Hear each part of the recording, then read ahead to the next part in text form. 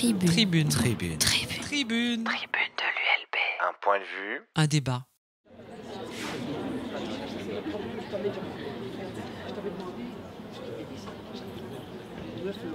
Les élites dirigeantes sont-elles délinquantes, qui est quand même à la fois un titre provocateur, mais je pense une question salutaire à se poser. Et ce titre, bien sûr, est basé essentiellement aussi sur un ouvrage qu'a fait paraître récemment Pierre Lascoum et Karla Nagels, et qui s'intitule « Sociologie des élites délinquantes, de la criminalité en col blanc à la corruption politique ».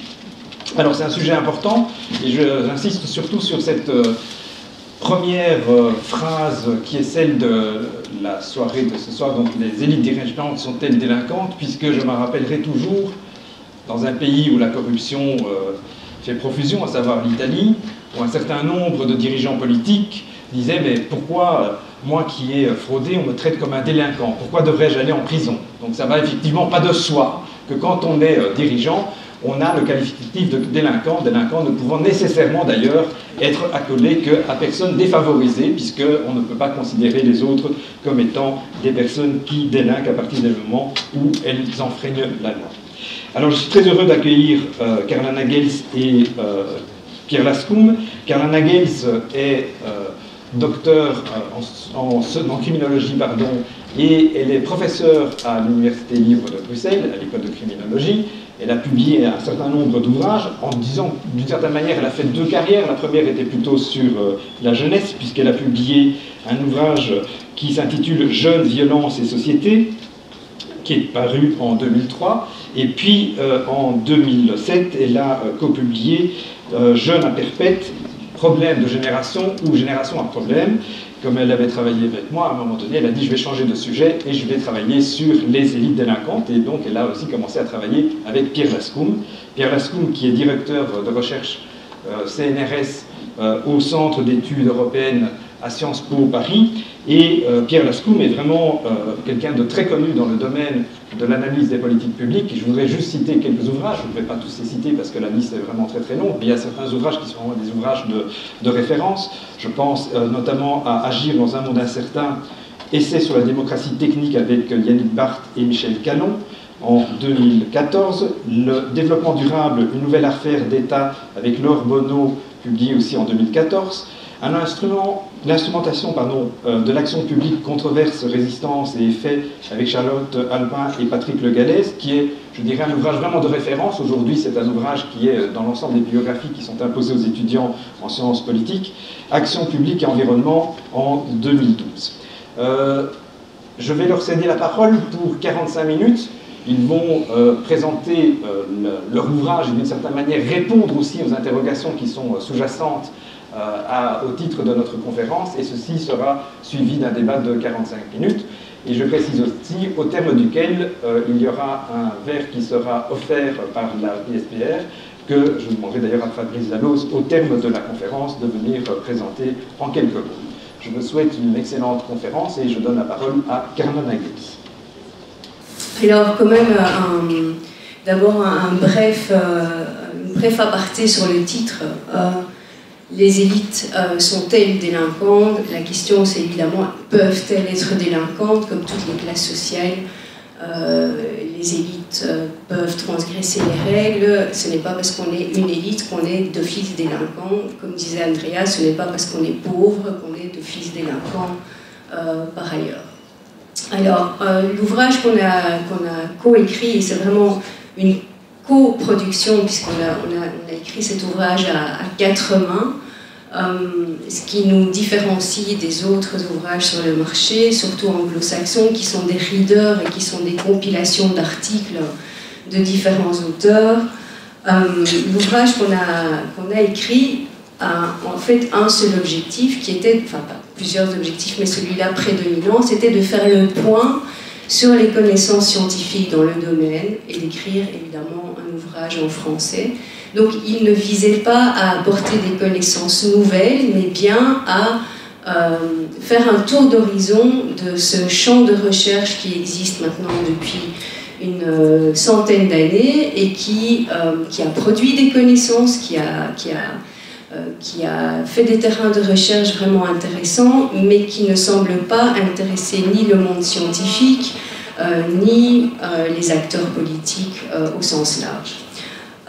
Et c'était aussi prendre distance avec trois manières souvent de lire ce sujet-là, qui, vous allez reconnaître des termes souvent utilisés.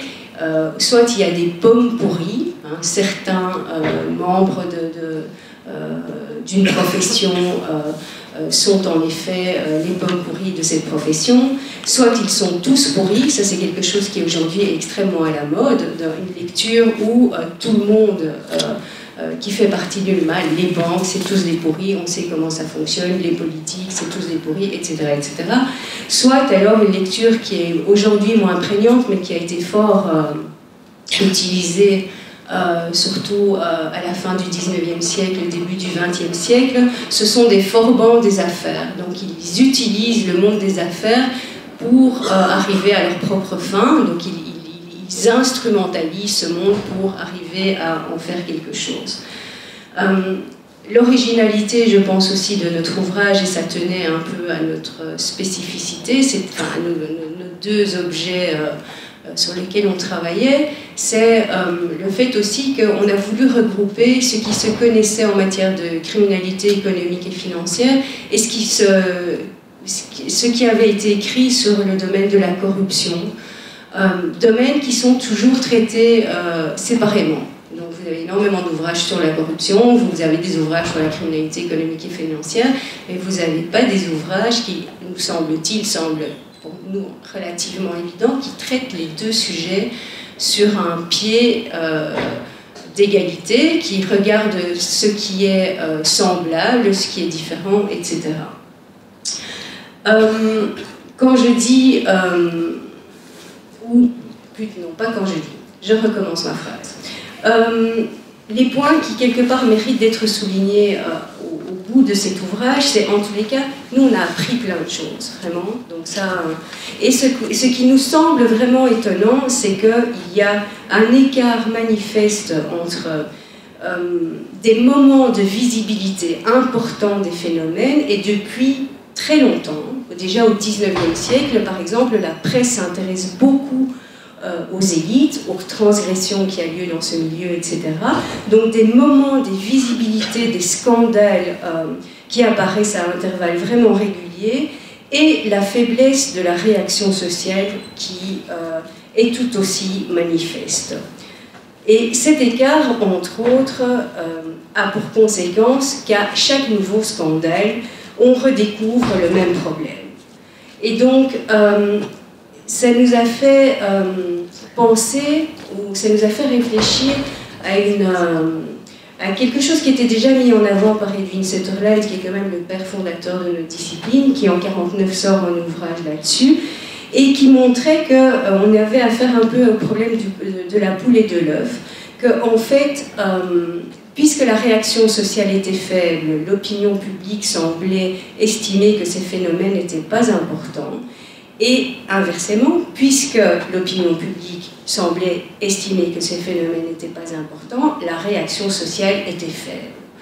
Et donc on a quelque chose qui est assez cyclique et qui semble maintenant depuis 150 ans relativement bien établi.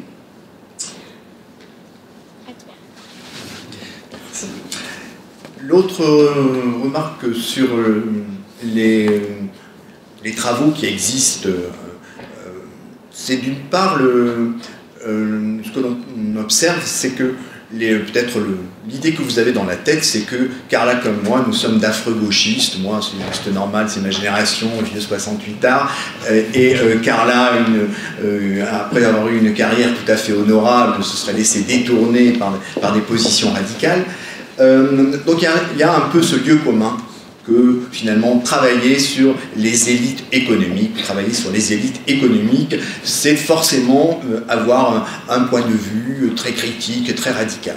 Ce que nous avons voulu mettre en évidence, c'est que cette opinion que je viens d'émettre est fausse, au sens où même si on ne les connaît pas, on trouve des travaux de nature extrêmement différente sur ces sujets-là, c'est-à-dire pour ceux qui s'intéressent de façon générale au domaine de la sociologie, on trouve des approches culturalistes, des approches fonctionnalistes, des approches de sociologie des organisations, des approches interactionnistes, évidemment des approches marxistes et néo-marxistes, mais il y a une diversité d'approches possibles et nous allons tout à l'heure revenir un peu sur les apports successifs de ces domaines-là. Si nous soulignons cela, c'est pour montrer que, en fait, ce n'est pas donc un domaine qui ne serait pas fréquentable et qui stigmatiserait finalement les auteurs qui travaillent ce sujet, mais que l'on peut faire sur ces objets-là qui semblent toujours très surchargés moralement ou très surchargés idéologiquement. On peut faire des travaux, on peut dire, de sociologie normale au sens durkheimien du terme, c'est-à-dire une sociologie prévisible qui utilise les différents concepts et méthodes de la discipline. La deuxième chose que je voudrais rajouter, c'est aussi pour expliquer le fait que c'est un domaine dans lequel les travaux de recherche sont, malgré ce que je viens de dire, assez peu nombreux, et certainement pour des raisons méthodologiques. Ce que l'on voit bien chez certains auteurs, et ce sont des choses que nous avons observées par nous-mêmes, Carla et moi, quand nous avons fait des terrains, c'est à quel point, pour prendre un exemple très simple, vis-à-vis des terrains, ne serait-ce que Carla a évoqué, c'est le fait qu'il n'existe pas d'institution dans lesquelles finalement on pourrait suivre une cohorte de personnes condamnées pour des transgressions aux lois des affaires ou de transgressions à la vie politique. Comme il y a peu de poursuites, il y a peu de séries, donc il y a peu de données, et donc la première chose que doivent faire les chercheurs, c'est réaliser des bases de données, des bases d'observation, et c'est évidemment comme dans tous les travaux de recherche, toujours un enjeu, on peut dire délicat, mais un enjeu central, puisque la crédibilité de la recherche, avant d'avoir des idées conceptuelles géniales, c'est d'abord la crédibilité des données que l'on utilise. Le deuxième point que l'on peut dire en matière méthodologique, c'est qu'aussi existe toute une série, alors on peut dire d'obstacles, qui sont matériels, mais aussi idéologiques, qui font que, bien évidemment, faire de l'observation participante, mener des entretiens, constituer, comme je le disais, des bases de données quantitatives sur des nombres importants, sont des démarches qui sont très difficiles à développer sur ces matières-là, faute de données, et aussi, nous allons y revenir, à côté d'une autre constante, et donc ça me ramène au sujet principal de notre travail, à la capacité de résistance des élites à la stigmatisation. Comme Andreas l'a rappelé, la plupart des membres des élites, quand ils sont poursuivis, même quand ils sont amenés devant les magistrats, ou à plus forte raison lorsqu'ils sont condamnés, ne se perçoivent pas comme eux-mêmes, comme étant des acteurs sociaux qui ont transgressé les règles. Ils sont les premiers à mettre en question les règles, enfin nous reviendrons cela tout à l'heure. Donc ça veut dire que mener des entretiens, rassembler des matériaux sur des personnes qui se définissent comme des non-déviants ou des non-délinquants, évidemment, c'est un problème méthodologique majeur.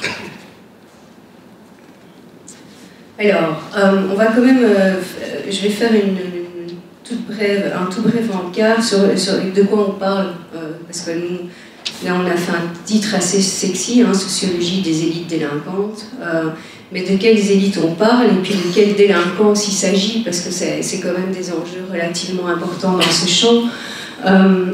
Alors les élites, pour nous, c'est évidemment les élites professionnelles, ça va de soi.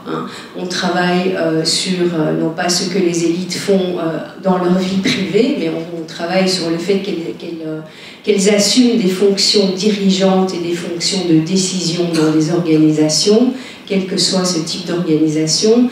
Et donc, quelque part, on leur a délégué une certaine confiance pour remplir une fonction de décision. Ça, ce sont donc les élites qui nous intéressent de prime abord, ce qui veut donc dire que tous les subalternes, qui travaillent dans ces mêmes organisations ne nous intéressent pas. Par ailleurs, quelles sont les normes qu'elles ont transgressées? Je dirais que ce qui nous intéresse, ce n'est pas tellement le degré de contrainte de la norme en question, mais bien plus spécifiquement le domaine auquel elle s'adresse. Et elle s'adresse à un monde professionnel, que ce soit des règles coutumières, donc qui ont lieu dans une organisation quelconque, que celles-ci soient un minimum formalisées, comme les fameux codes de bonne conduite qui ont lieu dans les entreprises et qui sont là, mais qui sont des codes qui souvent sont des codes internes qui sont valables dans l'entreprise et pour les personnes qui font partie de cette entreprise, ou que ce soit évidemment des règles plus formalisées dans des règles juridiques, civiles, administratives et pénales. Donc nous, ce qui nous intéresse, et vous allez voir, l'enjeu est important, c'est le domaine auquel les règles s'adressent et pas tellement le degré de contrainte auquel elles font référence. Et quand je dis, vous allez voir pourquoi ça a un intérêt de travailler évidemment plutôt comme ça, c'est que une des grandes controverses qui a eu lieu dans ce champ, et depuis toujours, c'est de savoir si on parle vraiment de délinquance. Et ce qu'on a, et la délinquance, elle renvoie évidemment à la transgression d'une norme pénale. Ce qui est délinquant, c'est ce qui transgresse le droit pénal. Et quand Sutherland a publié son livre en 1949, figurez-vous que ce livre s'est fait censurer, et qui s'est fait censurer, la version intégrale a été publiée en 1983, donc ça fait quand même un paquet d'années après. Et pourquoi il a été censuré? Parce qu'un des comportements qu'il était en train d'explorer dans son ouvrage était un comportement qui ne pouvait pas faire l'objet d'une sanction pénale. Et donc les entreprises sur lesquelles il travaillait ont estimé qu'il était hors de question qu'on les appelle criminels alors qu'elles n'avaient pas transgressé le droit pénal.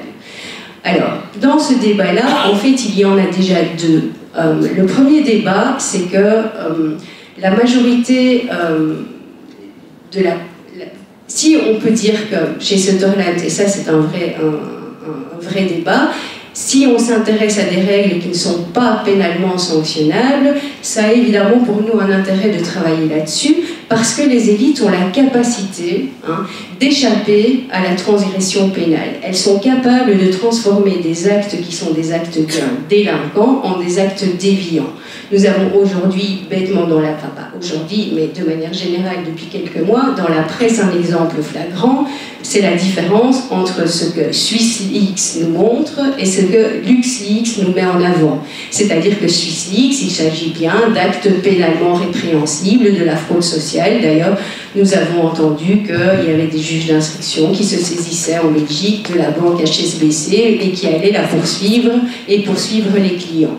Par contre, LuxLeaks, on a affaire à des comportements qui sont des comportements qui ne sont pas pénalement répréhensibles puisqu'il s'agit d'un accord entre un État et une entreprise pour que la manière dont elle va payer ou pas payer un certain nombre de taxes soit lue de manière légale dans le pays. Donc on n'a pas affaire à de la criminalité en tant que telle. Les élites sont donc capables d'échapper à une lecture pénale, entre autres aussi parce qu'elles font elles-mêmes les normes auxquelles elles vont être appliquées. Donc ce débat est un débat important.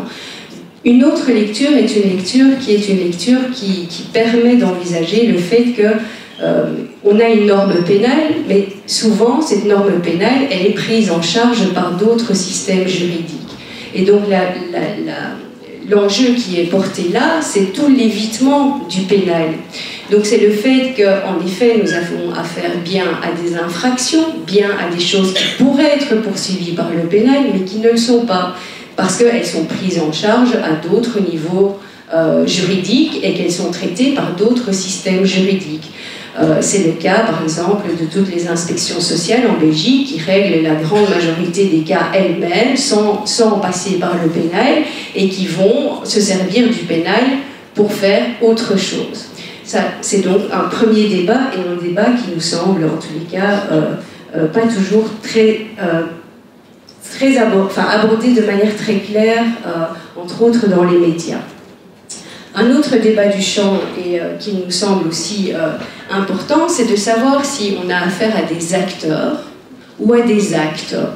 Alors nous, on parle bien d'acteurs, on vous parle d'élite, donc on fait une référence à, en effet, un objet qui renvoie à des personnes particulières qui assument des fonctions et à ce qu'elles font ou pas au niveau transgressif. Alors il y a évidemment beaucoup d'auteurs qui estiment que, Pierre en a déjà souligné l'importance, que rentrer comme ça dans le débat, c'est une porte d'entrée idéologique et non scientifique.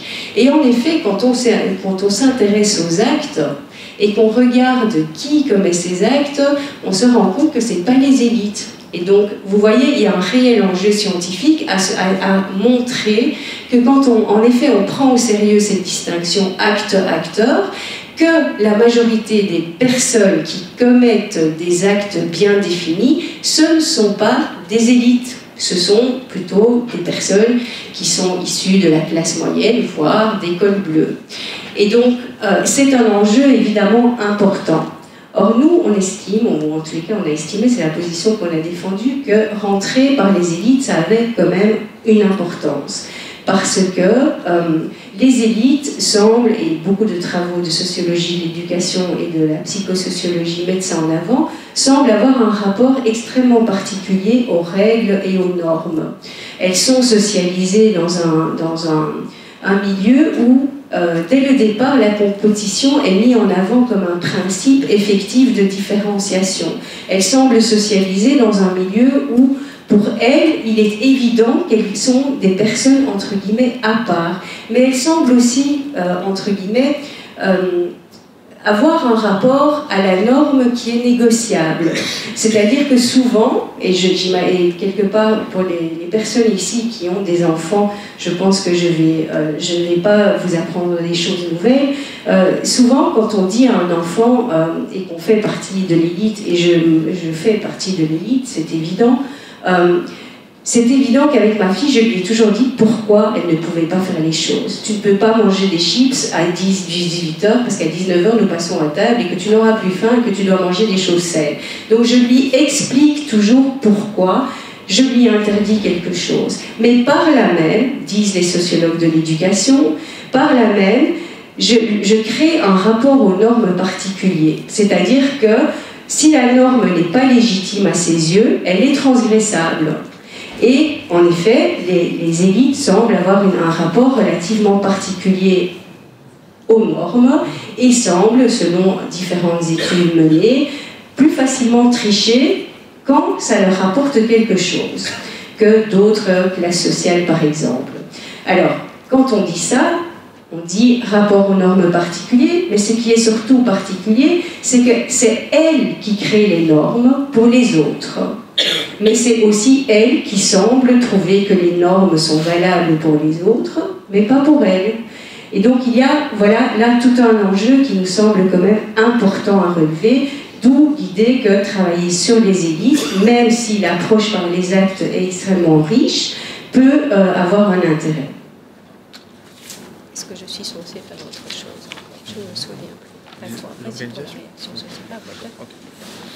Un autre grand sujet de débat qui est commun à la délinquance économique et financière et au domaine, disons, de la corruption politique, pour rester avec ces notions générales pour l'instant, c'est les interrogations multiples sur pourquoi est-ce que finalement ce type de comportement n'est pas perçu comme un comportement ou comme des comportements graves par la population et par les citoyens et donc par les autorités publiques.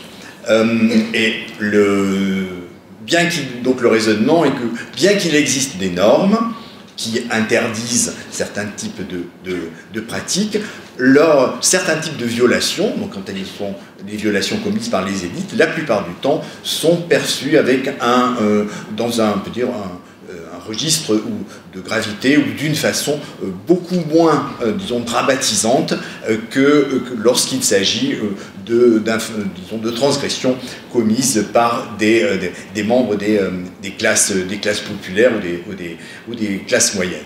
Alors, donc il y a cette énigme-là, de cette tolérance disons, aux abus de fonction, qu'elles soient commises aussi bien par des acteurs économiques que les abus de fonction commis par les acteurs politiques.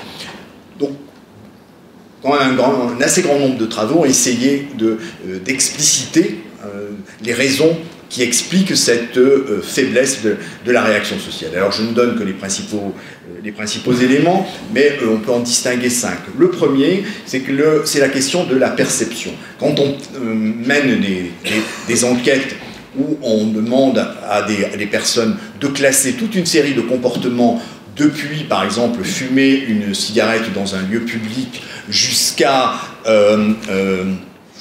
assassiner son concubin en passant par utiliser les fonds de l'université pour payer les réparations de sa voiture ou un voyage d'agrément. Et pour prendre quelque chose de grave, comme par exemple dans l'affaire Enron, organiser systématiquement une faillite, une très grande entreprise qui va ruiner des épargnants et un grand nombre de salariés. Quand voilà, on fait un éventail très très large, très différencié de comportements, on se rend compte qu'en fait le critère qui permet d'expliciter la gravité, il faut plus il y a une atteinte immédiate et physique à une personne identifiée, plus la gravité sera perçue comme importante. En sens inverse, moins il y a de victimes identifiables pour lesquelles le dommage subi peut être défini, plus le comportement est toléré, moins il y a de jugement de gravité. Donc ce qui va expliquer que, par exemple, dans nos domaines, seuls par exemple, les comportements, on peut dire, de pollution, même accidentelle, d'une rivière, mais ayant entraîné la mort de personnes par empoisonnement, ou bien des accidents du travail répétés dans lesquels des écroulements d'échafaudage entraînent le décès de personnes, seuls ce type de comportements sont jugés comme très graves par, disons, les différents échantillons de population qui ont été testés. En sens inverse, typiquement la fraude fiscale, mais aussi beaucoup de fraudes à la consommation, des abus commis par les banques sur le fait de la taxation des agios, d'un certain nombre de petites opérations, dans la mesure où on peut dire, les victimes sont très nombreuses, des victimes inorganisées qui subissent en fait individuellement des dommages faibles. Dans ces situations-là, la perception de gravité est très faible. Deuxième type de problème, c'est qu'on peut percevoir une situation comme préjudiciable, mais se pose la question de à qui le signaler. Alors, une des constantes de ces domaines, en délinquance économique et financière ou en matière d'abus de fonction publique, c'est le fait de « Ah oui, mais on ne va pas quand même aller parler de ça à la police. C'est pas le travail de la police. » Oui. Mais alors, si on ne s'adresse pas à la police, à qui s'adresse-t-on? Ah ben, on ne sait pas à qui s'adresser. Donc typiquement, on peut dire un des privilèges des transgressions commises par les élites repose sur le fait que, au fond, dans les catégories communes que nous avons, dans les perceptions ordinaires, les autorités de surveillance les plus proches, celles que nous connaissons et avec lesquelles nous avons des rapports plus ou moins simples, mais qui nous semblent des interlocuteurs donc possibles, on considère que ceux-là ne sont pas compétents pour traiter ce type d'affaires. Ce qui n'est pas d'ailleurs tout à fait faux, bien évidemment. C'est que aller signaler un comportement abusif d'un chef d'entreprise à un commissariat de police, on n'est pas vraiment sûr d'être bien reçu. Et vraisemblablement, la réponse sera qu'effectivement, l'officier de police ne s'estimera pas compétent et n'aura pas vraiment toujours de réponse à donner. C'est pas à moi qu'il faut signaler ça, adressez-vous à X ou à Y.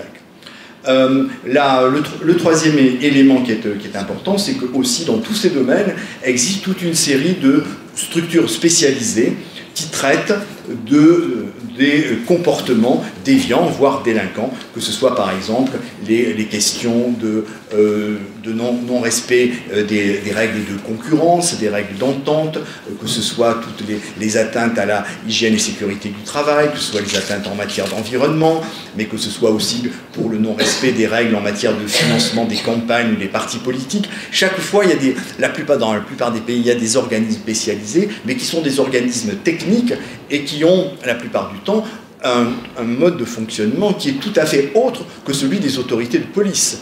Pour eux, ce qui est important, c'est que quand ils ont des informations, c'est en gros d'avoir un rôle pédagogique, de faire évoluer les responsables pour que ce comportement ne se reproduise pas. Et que donc, on n'est pas du tout donc, dans ces cas-là, dans des situations où les poursuites peuvent être menées. Le dernier élément important, c'est que quand, au bout du compte, un dossier finit par arriver devant les autorités judiciaires, les juges, à juste titre, n'aiment pas être instrumentalisés. Et ils vont être les premiers à dire « Mais pourquoi est-ce que vous nous transmettez ce dossier-là alors qu'on sait bien que dans vos tiroirs ou dans vos armoires, vous en avez encore X et Y, et nous, on voudrait comprendre pourquoi vous signalez ce dossier-là et pas les autres. Quels sont techniquement, vos critères de poursuite, et quels sont les principes qui mènent comment est-ce que vous appréciez l'opportunité des poursuites judiciaires. Et souvent, les magistrats ont une certaine résistance à poursuivre ou surtout à sanctionner durement des dossiers dont ils ne comprennent pas bien les raisons pour lesquelles ils sont arrivés sur leur bureau, alors que tant d'autres échappent. C'est surtout la fin de la phrase qui est important. Donc, si vous voulez, voilà, tout un ensemble de raisons pour lesquelles, finalement, qui essaient d'expliquer pourquoi, dans ces deux domaines, la réaction sociale est faible.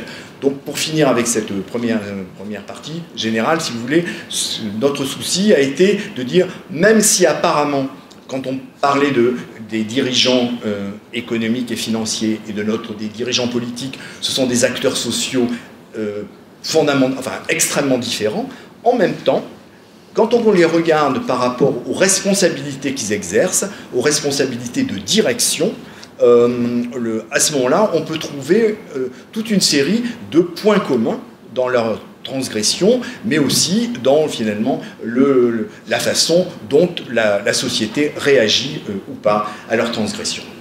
Maintenant, nous allons, pour tenir notre objectif... Pardon ? Non. Bon, eh bien nous allons faire encore mieux. Nous allons y arriver. Comment ça, 2 minutes et demie? Non, on a commencé à moins. Oui, mais ah d'accord, ouais, d'accord. Ah d'accord. Bon, alors, écoute, je te passe la parole, donc tu vas te débrouiller pour présenter ce que tu veux de ta partie. Je ferai pareil, moi. Ok. Alors, je vais essayer d'être très brève parce que je pense qu'au niveau en fait, cet objet est assez original dans le fait qu'il permet de combiner un ensemble d'approches théoriques, puisque en lui-même, il a des approches qui renvoient à l'organisation de la société dans son ensemble, des valeurs et des normes qu'elle promeut. Et alors, il est évident, par exemple, qu'aujourd'hui, il y a deux conclusions totalement contradictoires dans ces recherches. C'est de montrer d'une part qu'en fait nous avons affaire à un monde qui est de plus en plus réglementé, et en effet quand vous regardez par exemple à quelles règles un restaurant est soumis au niveau des hygiènes, de la sécurité, etc., le nombre de règles ne cesse d'augmenter en permanence, et à l'inverse, des gens qui disent et qui affirment que depuis l'ère néolibérale du début des années 80, nous avons assisté à un monde qui est de plus en plus dérégulé, qui est le monde des affaires, donc, qui est de plus en plus dérégulé et qui fait absolument ce qui lui chante et qui fait surtout beaucoup de dégâts. Donc vous voyez que ce qui est bien dans les recherches qui sont menées, c'est qu'il y a beaucoup de controverses, il y a beaucoup de choses sur lesquelles ils ne sont pas d'accord, ce qui permet donc d'ouvrir plein de nouvelles pistes de réflexion, de recherche. Donc s'il y a des étudiants ici qui se lancent sur des nouveaux terrains, eh bien qu'ils entendent le fait que je pense que c'est un domaine où il y a quand même beaucoup de choses à faire. Donc ça, c'est le niveau macro.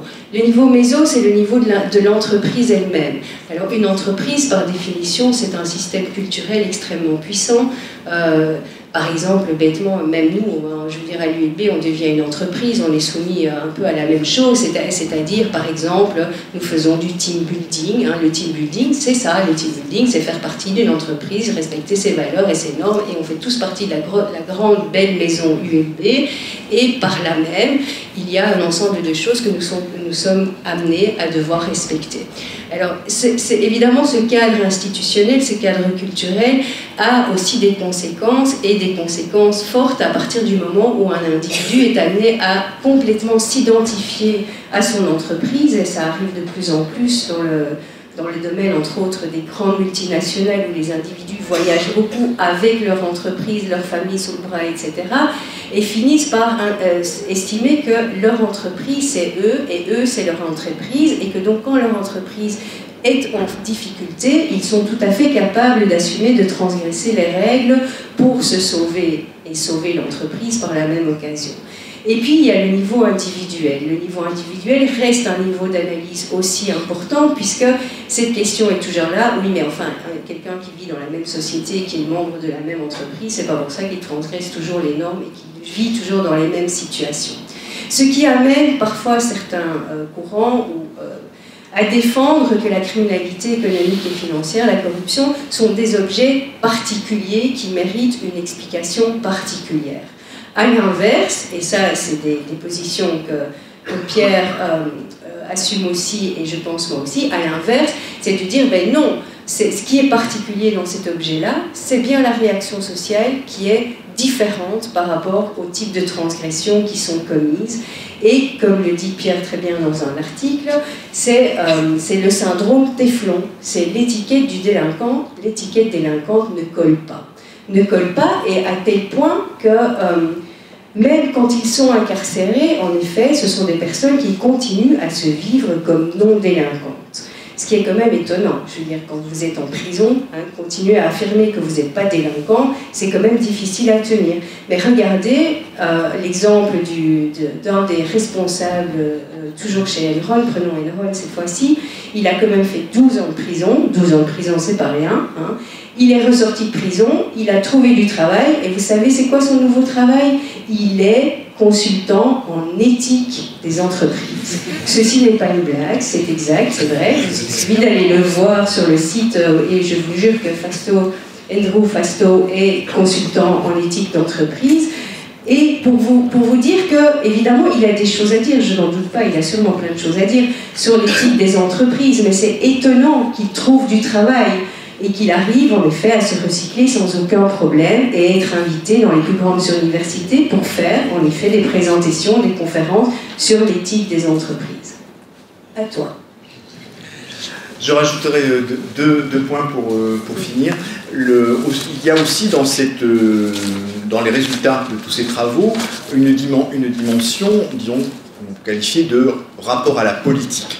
Ce qui est en question quand les élites transgressent et quand on tolère leur transgression, c'est finalement la cohérence de la démocratie, puisque les bases d'un fonctionnement démocratique, c'est que les dirigeants agissent sous le contrôle de leurs mandants, donc des électeurs. Mais on peut dire aussi que dans une entreprise, les dirigeants agissent sous le contrôle de leur conseil d'administration et d'une certaine façon devraient aussi agir sous le contrôle de leurs propres salariés. Or, ces postulats de l'existence d'une responsabilité des dirigeants face aux dirigés, évidemment mise en question par l'existence ou l'observation répétée de transgressions aussi bien économiques et financières que politiques. Donc ce que l'on peut mettre en évidence, c'est au moins deux choses. c'est d'une part le statut, on peut dire, paradoxal des élites. Les élites se définissent, s'autodéfinissent très souvent comme ayant la compétence et les savoirs nécessaires pour prendre des décisions, donc décider des normes qui sont applicables à tout le monde. Et quand on dit tout le monde, c'est plutôt applicable aux autres, applicable à ceux qui sont dirigés. Donc, ce sont les élites qui produisent les normes. Mais quand il s'agit de leur propre comportement, le rapport aux normes change complètement. C'est-à-dire que les dirigeants ont un panel ou un stock d'arguments qui permettent de justifier leur propre transgression, qui est un stock qui est extrêmement large et bien nourri. Pour n'en donner que quelques-uns, il y a toujours l'idée que oui, on a transgressé, mais c'est au nom d'un intérêt supérieur. C'était pour sauver l'entreprise, c'était parce qu'il était important d'achever les travaux dans la commune, parce qu'il était fondamental pour le respect de l'équilibre, disons, social et financier de la société, que je sois réélu. Parce que si c'était mon adversaire, alors la société française s'écroulerait. Donc, des raisons supérieures, ces acteurs les invoquent de façon très systématique quand ils sont mis devant des faits de transgression. Et pour ne citer qu'un autre type de justification très fréquent, c'est au contraire des arguments pragmatiques. C'est-à-dire que ce n'est pas au nom de l'intérêt supérieur, c'est au nom de l'efficacité. C'est-à-dire, faire de la politique, c'est comme ça. Diriger une entreprise, ça se passe comme ça. Regardez comment sont mes concurrents. Regardez comment agissent mes adversaires. Donc aussi, les dirigeants utilisent ces arguments d'efficacité qui fonctionnent très bien. Une des raisons, peut-être il y aura des questions là-dessus, c'est on peut dire un des grands, je ne sais pas si on peut dire un mystère, c'est quand même un des mystères du fonctionnement démocratique, c'est pourquoi des électeurs continuent à voter pour des acteurs politiques qui sont mis en cause et quelquefois ont été mis en cause, et quelquefois ont même déjà été condamnés. Mais on voit bien, les électeurs reprennent tout à fait ce genre d'arguments sur l'efficacité, ce qu'il a fait, la façon dont ce qu'il a réalisé pour la commune ou pour le pays, la façon dont il s'est distribué un certain nombre de ressources, etc. Donc les justifications sont très importantes. La dernière chose que je voudrais dire là-dessus, je vais vraiment choisir. Non, enfin, voilà. Ce que l'on peut dire aussi, c'est quelque chose que nous reprenons de Boltanski, même s'il ne l'a pas inventé, mais il l'a très bien mis en évidence, c'est le fait que dans l'exercice du pouvoir, la possibilité de contrôler les normes qui sont applicables à soi et qui sont appliquées aux autres, mais aussi la façon de dissimuler, de dénier toute une série de pratiques, fait partie de l'exercice du pouvoir. On a toujours tendance à considérer que celui qui transgresse sort des règles du jeu.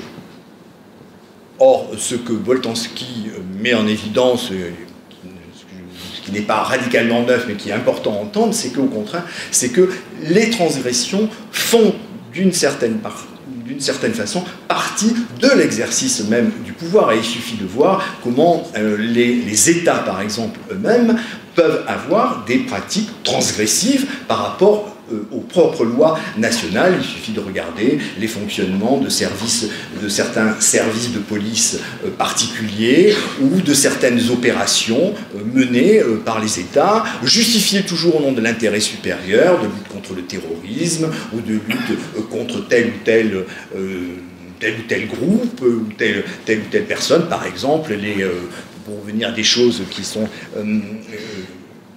on peut dire assez individualisantes, qui après coup nous permettent aussi de bien réfléchir sur ces fonctionnements.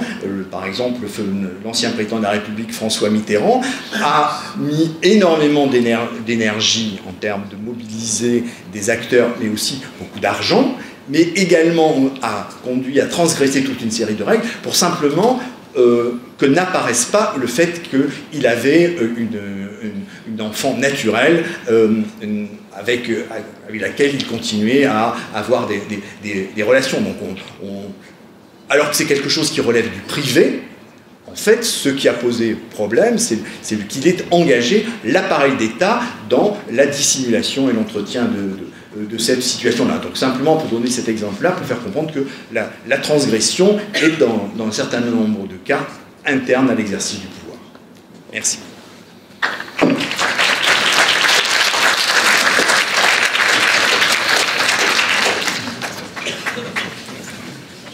Merci beaucoup, Kanda et Pierre. Alors, on va passer à des questions. Et je vais donner la parole à Stan. Je pense qu'on n'a pas de micro.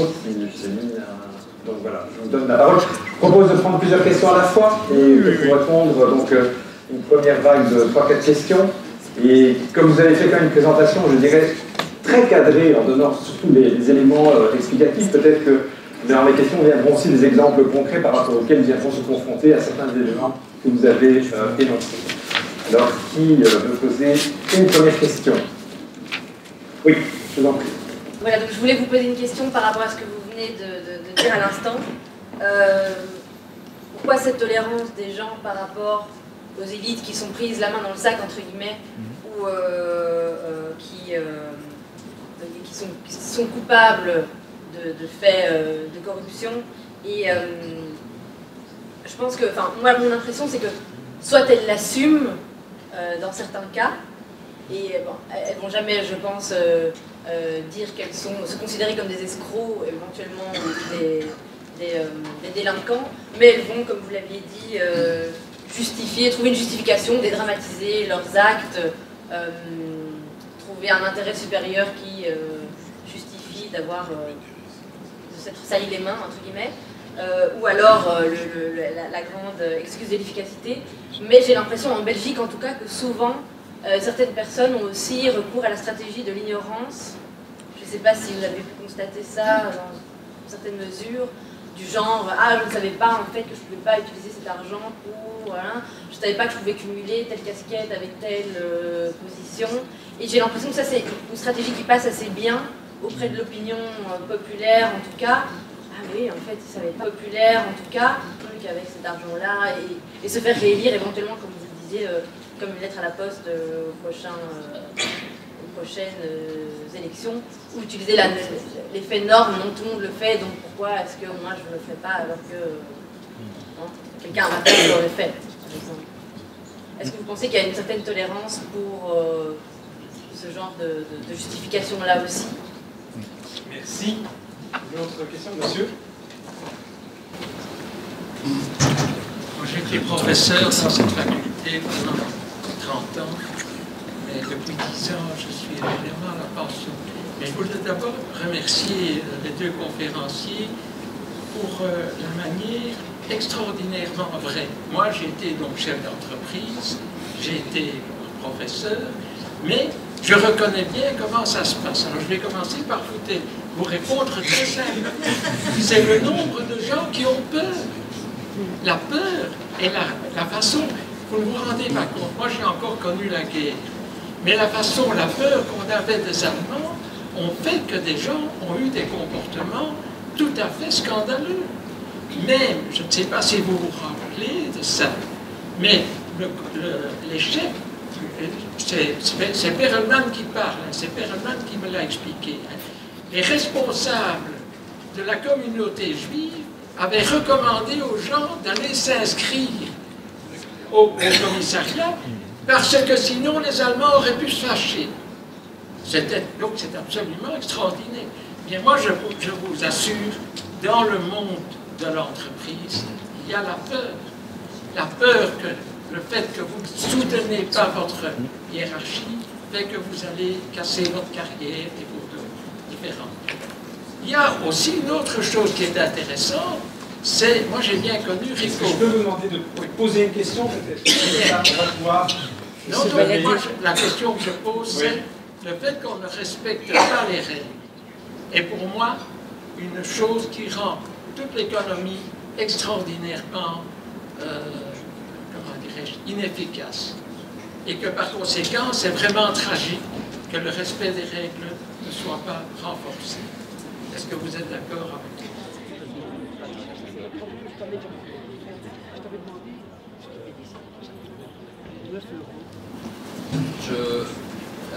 Le premier, c'est le postulat que les gens acceptent. Je ne pense pas que les gens acceptent. Je pense que si on regarde la réalité aujourd'hui, les mouvements politiques qui grandissent aujourd'hui en Europe et ailleurs, à droite comme à gauche d'ailleurs, sont des mouvements qui contestent, pas individuellement, mais systémiquement, la corruption des élites. Donc, je ne pense pas que les gens acceptent, je pense qu'ils ne voient pas très bien quoi faire. Je pense aussi, et je voudrais vous entendre réagir par rapport à ça, comme ça clarifie, je poserai une ou des questions. La deuxième, c'est que ça ne me semble pas nouveau que les élites font des lois pour contrôler les pauvres et qu'ils ne se les appliquent pas à eux-mêmes, simplement parce qu'ils le peuvent, parce qu'ils sont jugés par eux-mêmes. Et donc on le voit, au sortir de la guerre, pour prendre la référence, la Société Générale qui a profité allègrement de l'économie nazie n'a jamais été inquiétée, ses actionnaires non plus, la grande bourgeoisie allemande, même chose. Et encore aujourd'hui, la transaction pénale en Belgique permet largement de racheter sa peine et de ne même pas avoir le casier judiciaire. Donc là-dessus, et alors sur la question de la démocratie, l'économie, le monde économique, le nerf de la guerre, l'argent, n'est pas démocratique. Ça pose des questions sur la démocratie en tant que telle. Et donc, en tous les cas, c'est moi ce qui perturbe dans votre analyse, c'est l'idée que, en fait, démocratiquement parlant, les gens acceptent, l'opinion publique accepte cette idée. Enfin, en tout cas, de mon point de vue et de mon vécu, je ne le vis pas du tout. Je suis permanent dans une organisation de jeunesse liée au syndicat. Donc le tous souris vit beaucoup. Et j'ai du mal à donner tort. Je suis une formation d'économiste et donc peut-être aussi réagir à la phrase on considère sur le marché des voitures d'occasion, les mauvaises occasions chassent les bonnes. Je pense que dans les élites aussi, celui qui serait moralement juste et qui voudrait mener une entreprise ou une carrière politique sans être délinquant, je pense qu'il est bouffé très vite par les autres et donc il n'arrive jamais au sommet. Voilà. Merci. Une dernière question pour cette première vague, madame. En forme de très brève synthèse, on pourrait dire donc que dans toute démocratie, les élites forment un pouvoir absolu. Eh bien voilà une grosse belle question.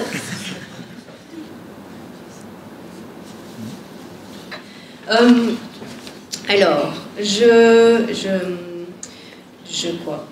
je vais d'abord réfléchir, je vais d'abord faire une mise au point. Ce qu'on vous a présenté ici, ce n'est pas nos recherches, c'est un tour d'horizon de ce qui existe dans le domaine scientifique. Il existe des choses, pas beaucoup, énormément dans le monde anglo-saxon, très peu dans le monde francophone, mais il existe des choses et elles sont originales. Donc nous, on ne prétend pas assumer les positions qu'on vous présente en tant que telles. Quand on vous dit c'est nous qui parlons, c'est par rapport à des recherches et on le précise. Mais donc ce que les recherches en population générale montrent, c'est que de manière générale, la population semble réagir différemment à ces comportements.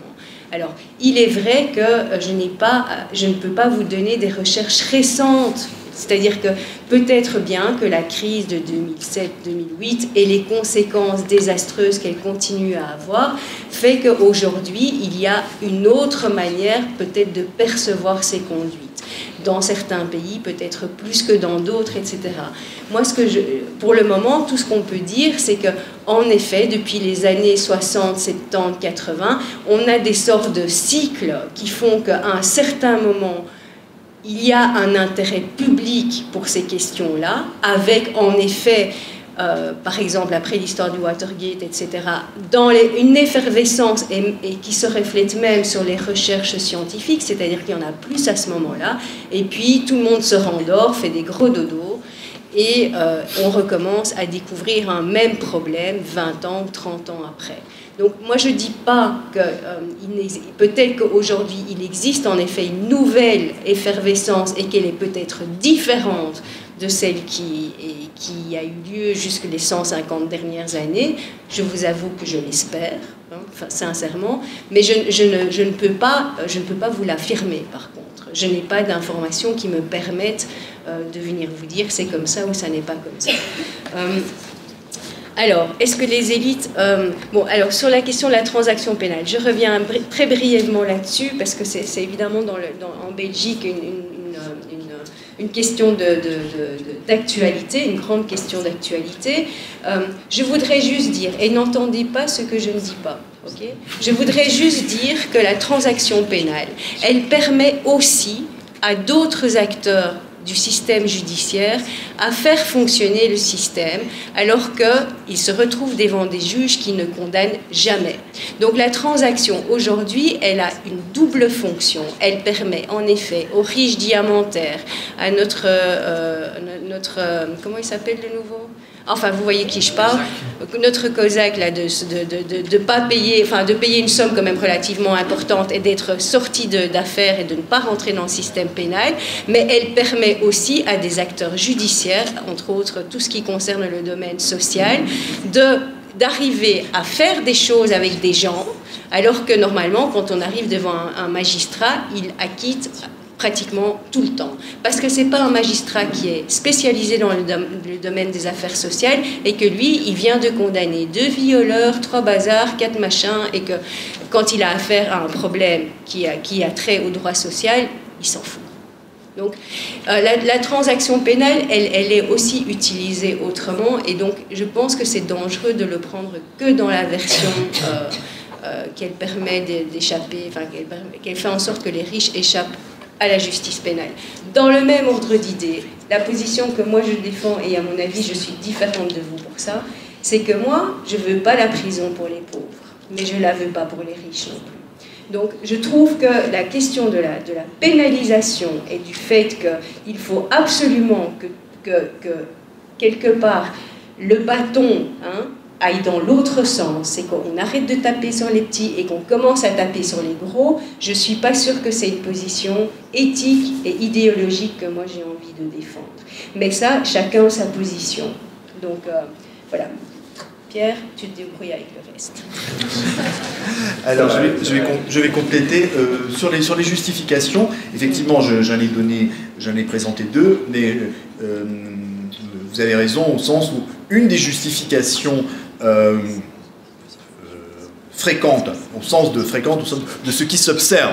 C'est pas, vous voyez, on peut faire une différence entre ce qu'on observe et le fait d'y adhérer ou pas. Ce qu'on observe, c'est qu'effectivement, jouer le jeu du naïf, en disant oh, mais le monde est de plus en plus compliqué, il y a tellement de règles, si vous savez, je ne peux pas. C'est que c'est quand même un argument banal, mais dans nos domaines, c'est un argument extrêmement fréquent.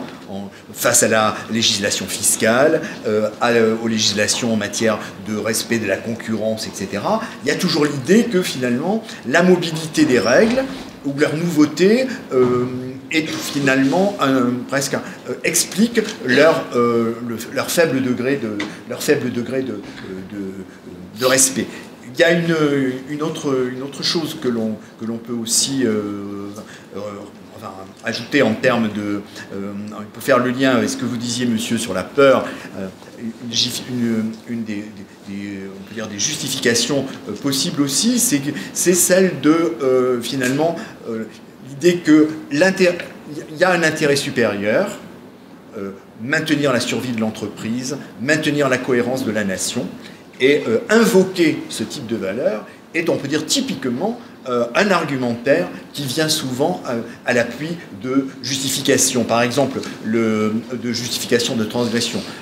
Par exemple, l'ancien président de la République, Jacques Chirac, dont à peu près, alors je réponds, c'est une façon de répondre aussi en partie à monsieur, Jacques Chirac a finalement été condamné, ce qui a été considéré à l'époque comme une sanction importante, à 2 ans d'emprisonnement avec sursis et à une forte peine d'amende, sans jamais s'être présenté devant les juges.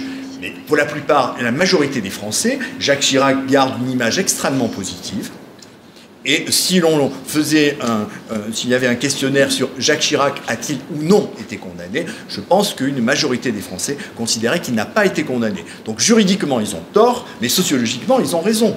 parce que Jacques Chirac ne s'est jamais comporté, n'a jamais assumé. Donc lui, il a toujours dit qu'il n'avait cherché qu'à agir dans l'intérêt des Parisiennes et des Parisiens. Son cumul en tant que député, on dit que finalement toutes les interventions qu'il faisait, les emplois qu'il distribuait, étaient finalement une façon de rendre des services, d'aider des gens. Enfin, c'est certainement un des plus beaux, je veux dire pour nous, un des plus beaux terrains en termes de richesse, disons, du répertoire de justification qu'il a pu développer. Je dis ça, et en contrepoint, vous vous souvenez peut-être donc il y a 3 ans, un de nos ministres, qui était ministre du budget, donc en charge de la fraude fiscale, a lui-même été obligé de démissionner quand finalement a été apportée la preuve qu'il lui-même avait été quand il était médecin, un fraudeur fiscal très bien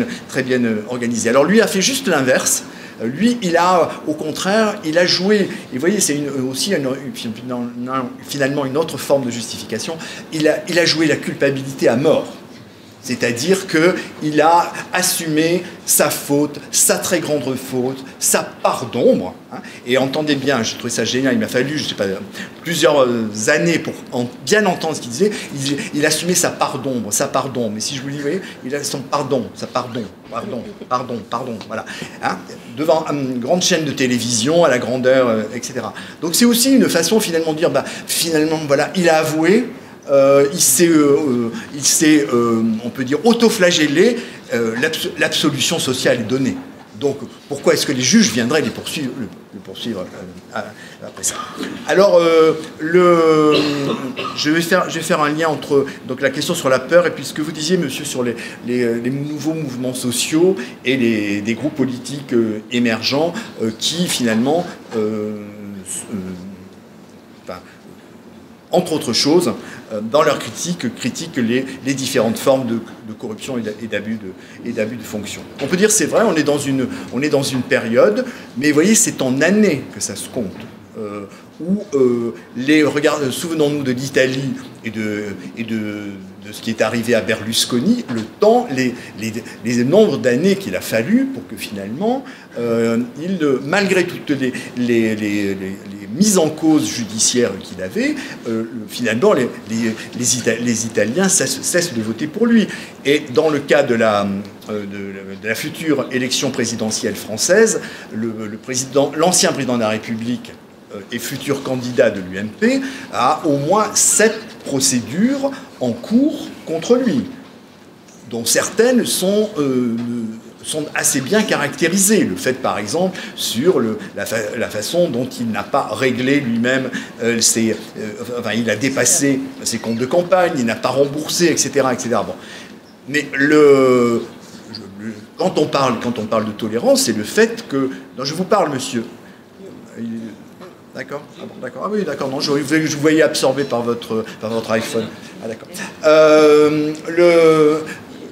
C'est de cela dont il s'agit, c'est-à-dire le fait que ce soit non seulement les membres de son parti, mais une grande partie de l'électorat, pour l'instant, continue à lui accorder sa confiance. Vous voyez, bon, ça n'empêche pas qu'il y ait, on peut dire en contre-champ, des mobilisations critiques importantes. Et donc, ce qui est certainement nouveau dans la période, c'est qui a été le plus... Je trouve le plus frappant, c'est dans le domaine de l'entreprise, où la question, comme le disait très bien monsieur, de la peur de la hiérarchie, de la peur de la sanction était prédominant. On voit de plus en plus des lanceurs d'alerte courageux, c'est-à-dire des individus qui jouent leur propre carrière et qui, eux, n'ont pas retrouvé de travail, comme par exemple la femme qui travaillait dans le service de communication de des banques suisses en France et qui a révélé le système de captation des futurs exilés fiscaux par cette entreprise dans laquelle c'était une activité organisée qui dans l'entreprise semblait tout à fait normale, et elle s'est retrouvée avec non seulement la hiérarchie contre elle mais ses propres collègues en lui disant mais tu trahis notre maison. Mais alors Wikileaks, etc. Donc on trouve, voilà, on est dans une période où les lanceurs d'alerte ont pris de l'importance, trouvent beaucoup plus facilement d'échos médiatiques et sociaux que ce n'était que ce qui existait dans on peut dire, la décennie antérieure, à tel point qu'aujourd'hui, dans un certain nombre de pays, on a créé, ou on est en train de créer, des systèmes de protection des lanceurs d'alerte. Et pas simplement contre le licenciement. C'est aussi, finalement, pour finalement, les signalements qu'ils puissent faire, donc on revient à ce que je disais tout à l'heure, reçoivent un certain nombre d'échos sans qu'ils aient eux-mêmes à aller jusqu'à des situations de rupture totale. Regardez ce paradoxe total des révélations de Snowden qui fait qu'aujourd'hui, il est piégé en Russie, certainement pas dans des conditions qui lui assurent un avenir social tellement prometteur. Et peut-être pour terminer avec ce que disait Madame, ce que ces lanceurs d'alerte et certains mouvements sociaux essaient de mettre en place, ce sont des contre-pouvoirs. Des contre-pouvoirs face justement à l'existence de situations où si ce sont les mêmes qui produisent les normes qui leur sont applicables, qui en contrôlent l'exécution et qui en maîtrisent les sanctions, donc on est effectivement dans un système où il y a une captation du pouvoir qui est absolument totale. Donc, on peut, voilà, je ne sais pas, moi je ne suis pas ni optimiste ni pessimiste. Ce qu'on peut observer, c'est qu'il y a certaines dynamiques de changement pour créer des contre-pouvoirs qui n'existaient pas précédemment. Et c'est aussi le cas pour tout ce qui est le contrôle des appareils politiques. En France, mais comme dans d'autres pays, il y a toute une série de crises ont provoqué des renforcements des normes et surtout le renforcement d'autorités qui ont un pouvoir sur, disons, le contrôle de l'application de toutes ces normes qui ont été édictées depuis un certain nombre d'années. Merci pour ces réponses. On va prendre une deuxième vague de questions, madame. J'aimerais réagir sur l'absence de réponse contentieuse que vous évoquiez et finalement cette année du juge. C'est vrai que les crises, que ce soit la crise des subprimes et plus récemment la crise des dettes souveraines, ont donné l'occasion de pointer, notamment dans la presse, le comportement de certaines banques qui auraient été assez crapuleux et qui auraient vraiment une responsabilité dans un certain nombre d'événements. Et pour autant, en effet, il n'y a pas eu beaucoup de condamnations. Les agences de notation ont été un petit peu condamnées, mais assez marginalement. Et finalement, il n'y a pas eu de grand procès à la suite de ces crises-là. Alors, vous évoquez la réticence du juge à condamner. Moi, je m'interroge aussi en tant que juriste sur la difficulté qu'on peut également avoir à poser un visage sur ces élites. Par exemple, dans ces affaires-là, dans l'affaire grecque, de la Grèce par exemple, on sait qu'il y a eu des problèmes, je ne vais pas citer la banque, mais qu'il y a une certaine banque qui a permis à l'État de masquer ses comptes. Donc dans cette affaire, qui moi en tant que juriste je peux attaquer? Est-ce que c'est le dirigeant? Est-ce que c'est celui qui a écrit l'accord? Est-ce que c'est celui qui a revendu le crédit? Est-ce que c'est celui qui spécule sur cet accord? Donc là, c'est la question que je me pose. Est-ce qu'il n'y a pas une difficulté à donc, mettre un visage sur cette élite délinquante? Et est-ce qu'il y avait une difficulté à établir aussi la chaîne des responsabilités? Donc est-ce que cette anémie contentieuse n'est pas aussi le produit de l'incapacité du État à saisir cette délinquance économique et financière? Merci. Monsieur. Ma question, c'est par rapport aux médias. N'ont-ils pas un rôle de collusion entre les élites délinquantes? Il y a des journalistes qui savent des choses mais qui ne le disent pas, qui ne peuvent pas le dire. Merci. Je vais insérer deux petites questions, juste parce que vous l'avez cité plusieurs fois, mais peut-être revenir sur quelle distinction faire entre la délinquance des élites économiques et financières et de la corruption politique. Parce qu'on a pris des exemples des deux, et par ailleurs vous traitez ça dans votre ouvrage, peut-être de revenir sur cette distinction-là. Et puis une autre, vous l'avez cité plus d'une fois, c'est la difficulté d'avoir accès à la connaissance elle-même, puisque la ligne des connaissances, et les exemples qui sont cités ici le démontrent, c'est ce qui arrive en fait chez le juge. Et donc, juste pour faire un rapport avec la sociologie, en sociologie, il y a beaucoup de travaux sur la sociologie des pauvres, les immigrés, les pauvres, les dépendants, etc. En criminologie, il y en a beaucoup sur la criminalité, etc., etc.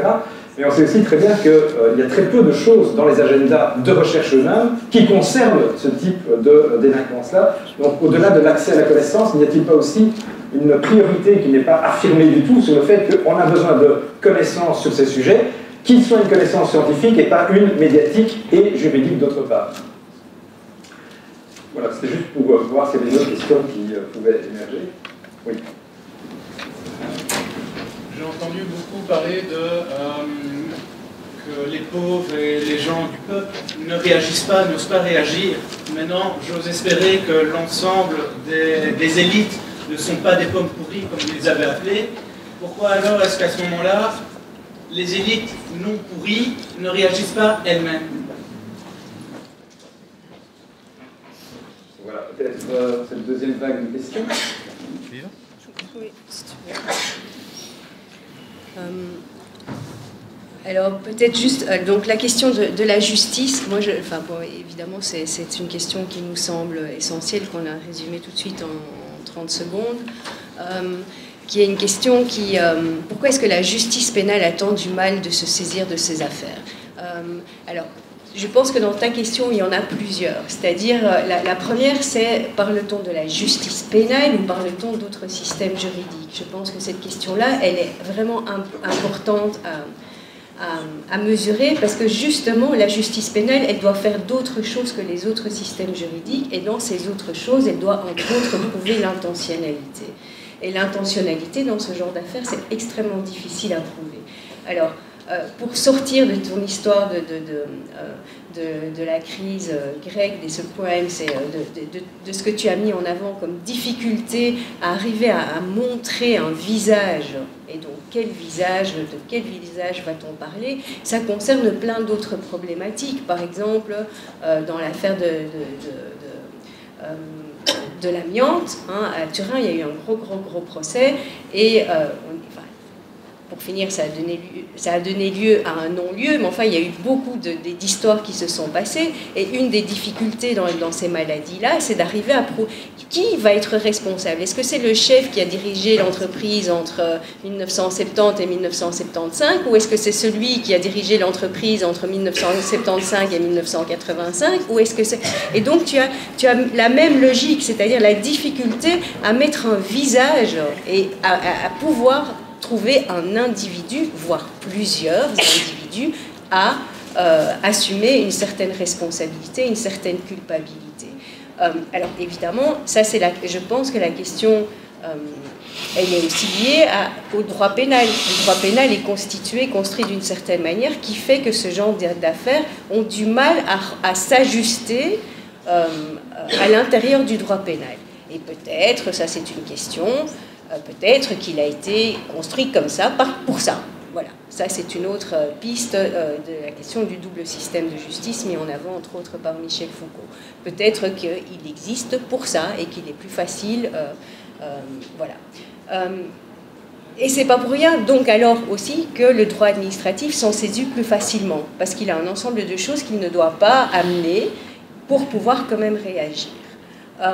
Ça n'empêche que dans ton droit administratif, quelque part, tu dois quand même arriver à isoler ce qui s'est passé. Et c'est très complexe, parce qu'en effet, la responsabilité est souvent diluée sur plusieurs personnes, entre plusieurs années, etc. Qu'est-ce qu'on fait et comment est-ce qu'on arrive à le mettre en avant? C'est, je pense, des lectures qui, parfois, pour la population relève d'une évidence, mais qui, pour la justice, ne relève pas de la même évidence. Et donc, je pense que tout le débat porte aujourd'hui aussi, et depuis assez longtemps, sur cette fameuse image. Hein. Apparemment, ce qui est important pour les entreprises, c'est d'avoir une bonne image. Une bonne image, ça veut dire se dire que les gens vont continuer à acheter leurs produits, vont continuer à faire du profit, et donc on joue beaucoup sur la question de l'image aujourd'hui. Mais l'image, c'est un produit marketing, quoi. Et pour moi, en tous les cas, ça me pose un problème de me dire que si on le vend que comme étant un problème de marketing, c'est-à-dire que si j'ai pas une bonne image, je vends pas bien, et qu'on n'est pas dans une question qui est une question plus éthique, mais non, ça ne va pas de faire travailler des enfants qui ont 5 ans dans des conditions abominables. C'est pas une question de marketing, c'est une question de principe. Je pense qu'on est toujours face à des problèmes de réaction. Les médias. Ben, déjà, Sutherland, en 1939-49, donc, pointait cette connivence entre le monde des affaires et le monde des médias, ne fût-ce que parce que la majorité des médias sont des médias privés, et donc il y a bien des hommes d'affaires qui les dirigent. D'ailleurs, moi, et c'est passé un peu inaperçu, mais moi, ça m'avait quand même frappé, quand l'affaire SwissLeaks est sortie, je pense que c'est le conseil d'administration du Monde qui a pris distance avec, alors que c'est le Monde qui est à l'origine en France quand même des découvertes de SwissLeaks, le conseil d'administration a pris distance en disant que quand même ça n'allait pas de mettre des noms comme ça dans la presse, alors que jusqu'ici ils n'étaient quand même pas coupables, hein. Et c'est vrai qu'il y a des débats qui, en matière de criminalité économique et financière, sont évidents. On va mettre Gad Elmaleh dans la presse comme ça, mais par contre, on peut s'insurger quand on fait la même chose avec une personne qui a commis d'autres faits qui sont beaucoup moins graves, en disant, attendez, cette personne, elle n'a pas été condamnée encore, on ne sait pas, peut-être qu'elle est encore, jusqu'à la preuve du contraire, dans un système juridique, si on n'est pas condamné, on est quand même encore toujours jugé innocent. Et donc, vous voyez, c'est toujours des arguments à double tranchant. Mais en effet, ça permet à un certain moment de défendre une certaine position. Je rajoute quelque chose sur les questions, enfin, le premier point que vous avez soulevé qui est très juste sur les difficultés de l'appareil judiciaire. On peut dire que ce qui renforce ce que vous indiquez, c'est le fait aussi que dans les stratégies de pouvoir des élites, il ne faut pas oublier leur capacité de dissimulation et de dilution. Pourquoi est-ce que c'est si difficile à apporter la preuve et à trouver la chaîne des responsabilités, comme vous le dites? C'est parce que, par exemple, les systèmes comptables sont typiquement des systèmes qui produisent un haut niveau on peut dire, d'opacité sur la réalité, on peut dire, économique et financière d'une entreprise. Et donc, chercher les responsabilités de savoir qui est finalement l'auteur d'un faux bilan, la question reste ouverte. Alors évidemment, on peut incriminer le commissaire aux comptes parce que lui a une responsabilité particulière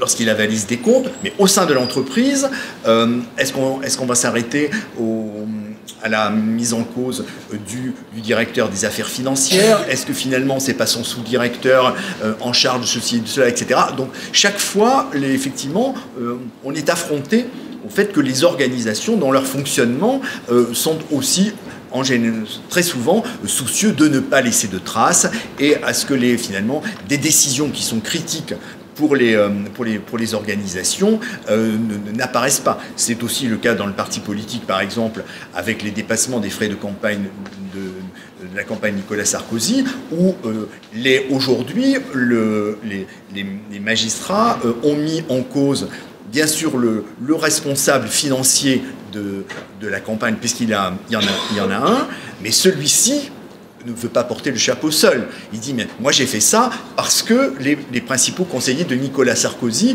m'ont donné des instructions. Alors, ces instructions sont-elles écrites, orales, on en est là, et à un moment ou à un autre arrivera le point de savoir est-ce que les proches de Nicolas Sarkozy ont voulu le protéger et ont pris des décisions sans jamais lui en référer. Est-ce que c'est crédible?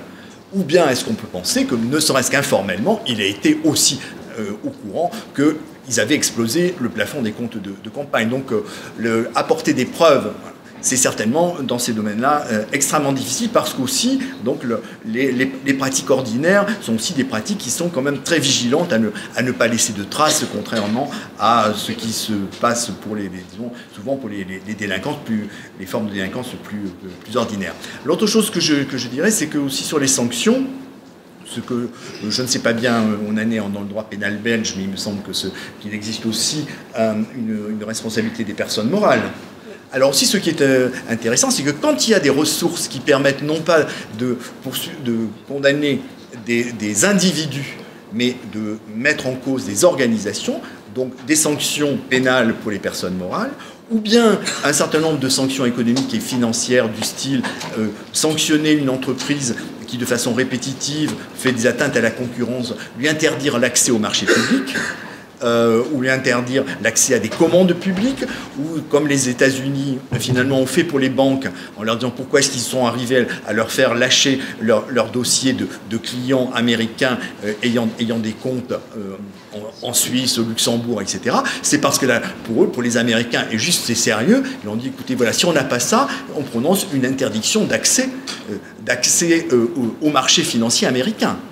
Donc il y a des moyens de sanction, il y en a pour les organismes, mais qui sont évidemment, on doit observer, maniés avec, on peut dire, énormément de prudence, voilà, hein, et d'économie. Alors, pour compléter ce qui est dit sur les médias, mais ça va aussi un peu dans le sens de la chaîne des responsabilités, ce que l'on voit bien, c'est que quand on observe une affaire dans le temps, on se rend compte que, dans un premier temps, les médias, quand ils choisissent de signaler tel ou tel cas, le font en général toute trompette dehors, etc. En gros, sur le mode du scandale. Hein, encore un scandale. Mais si vous regardez 2 ou 3 mois après, on n'est plus que dans le registre de... Il y a une affaire, HSBC, là. Plus on cherche, plus ça devient compliqué. Hein, et voilà, il y a des responsabilités, on ne sait pas bien, etc. Et si vous le reprenez 5 ans ou 10 ans plus tard, quand une décision est prise, souvent on dit, oui, il y a un problème dans certaines pratiques bancaires. Voilà. Mais enfin, des mesures vont être prises, etc. Il y a très régulièrement dans le fonctionnement des médias une sorte de dégonflement et de perte d'attention, ce qui fait que, aussi, ce que reçoit le public, c'est au fond l'idée de « Ah oui, alors au début c'était très grave et très simple, et 5 ans ou 10 ans après, il y a une sorte de brouillard qui s'est répandu et que les médias portent une part de responsabilité dans la faible visibilité et donc la possibilité de réaction des populations. » Et puis, par rapport à votre question, évidemment, qui est excellente, sur finalement... pourquoi est-ce que on peut considérer que, comme dans tous les groupes sociaux, c'est une minorité qui est transgressive. Donc, comment se fait-il que dans les classes dirigeantes, dans les dirigeants politiques et les chefs d'entreprise, quand il y a une transgression, finalement, ils ne se mobilisent pas en exigeant ou s'engageant eux-mêmes à respecter les normes ou en demandant des nouvelles normes. Alors, on peut dire 2 choses, c'est que quand on regarde comment les législations ont évolué, on peut dire que finalement les élites ont toujours agi dos au mur. C'est-à-dire qu'il faut des grandes crises, des grands scandales, pour que des faits que l'on connaît comme problématiques et souvent depuis longtemps commencent à être régulés. On le voit bien aujourd'hui sur les questions d'atteinte à la concurrence. On a les autorités de lutte contre les pratiques anticoncurrentielles ne cessent de mettre des amendes de plus en plus élevées. C'est-à-dire c'est des chiffres considérables, aussi bien la Commission européenne que les instances nationales. On voit bien que c'est une réaction qui est insuffisante pour amener les grands groupes à éviter ce type de pratiques-là. Parce qu'à un moment donné, parce que les marchés se tendent, parce qu'on craint l'entrée d'un nouveau concurrent sur le marché, les vieux modes de fonctionnement, de réaliser des ententes sous la table, discrètes, etc., et de pratiques courantes. Donc c'est typiquement une délinquance qui... C'est une délinquance parce qu'il y a une norme et il y a des sanctions qui existent. Donc, pour ça, une norme qui fait partie de l'exercice du pouvoir. Faire des affaires dans la grande distribution, dans les télécoms, etc., c'est passer des accords avec ses concurrents. Voilà. Donc, ça, il y a cet aspect-là.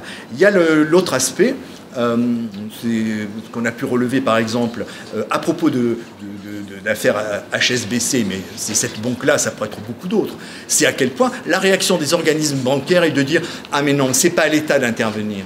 on va faire le ménage nous-mêmes. Comme par exemple pour la lutte anti-blanchiment. Donc il y a des normes, en fait, ce sont les normes qui ont été, qui existent, les normes, y compris les normes pénales, sont des normes qui ont été totalement négociées et acceptées par les autorités bancaires, puisqu'ils sont leurs propres gens en matière d'anti-blanchiment. C'est les banques qui doivent réaliser elles-mêmes les signalements. Donc ce qu'on peut dire, c'est qu'il y a dans ces cas-là une sorte d'effet de solidarité et d'effet de corps, en disant oui, bon, bah alors on comprend bien, c'est parce qu'ils ont racheté telle petite banque ou parce qu'il y avait telle habitude. Enfin, quand on essaie de nous faire croire que, par exemple, pour rester en France, que la Société Générale, le siège qui est à Paris, n'avait pas de contrôle sur ce que faisait sa succursale à Genève, vous voyez. Enfin, on est dans une sorte typiquement de justification de pratiques qui sont non crédibles. Mais en même temps, il y a l'idée que c'est par exemple, à ces acteurs puissants de s'autoréguler et que moins l'État intervient, finalement, plus la régulation interne sera possible.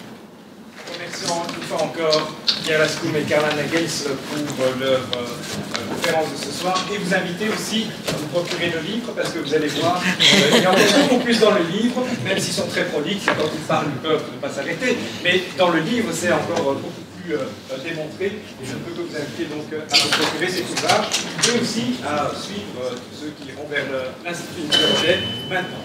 Bonne soirée.